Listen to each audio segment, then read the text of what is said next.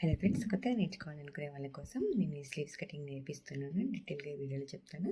ముందుగా paper into fold చేసుకొని folding వైపు నుండి ఇలా తీసుకోవాలి. 4 ఇంచెస్ తీసుకుంటాను. స్లీవ్స్ ఫుల్ లెంత్ వచ్చేసి 4 ఇంచెస్ ప్లస్ 1 ఇంచ్ ఎక్స్ట్రా తీసుకొని 5 ఇంచెస్ పైన మార్క్ చేసుకున్న తర్వాత ఆర్మ్ హోల్ డౌన్ని 3 ఇంచ్ పైన మార్క్ చేసుకోవాలి. ఆ తర్వాత షోల్డర్ 7 ఇంచ్ ప్లస్ 3.5 ఇంచెస్ తీసుకొని 9.5 ఇంచెస్ పైన మార్క్ చేసుకున్న తర్వాత ఆర్మ్ హోల్ నుండి కూడా 9.5 ఇంచెస్ పైన మార్క్ చేసుకొని ఇలా రెక్టాంగిల్ షేప్లో ఇలా బాక్స్ రెడీ చేసుకోవాలి. తర్వాత నా హ్యాండ్స్ విడ్త్ వచ్చేసి 6.5 ఇంచెస్ తీసుకున్నాను.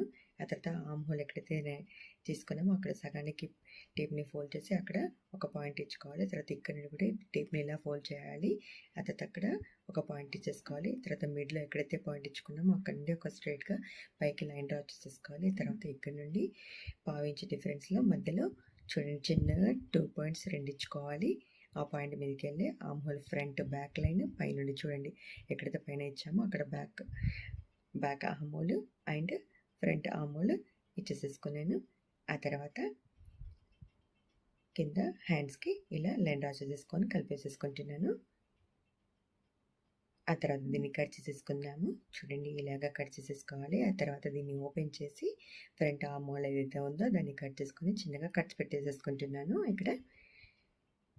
ఆ తర్వాత మెయిన్ ఫ్యాబ్రిక్ పైన దీన్ని ఈ డ్రాఫ్ట్ని పెట్టేసి చూడండి 2 ఫోల్డ్ చేసేసుకోవాలి. మెయిన్ ఫ్యాబ్రిక్ని కూడాను ఇలా పెట్టేసుకొని డ్రాఫ్ట్ని దానిపైన పెట్టి నీట్గా కట్ చేసేసుకోవాలి.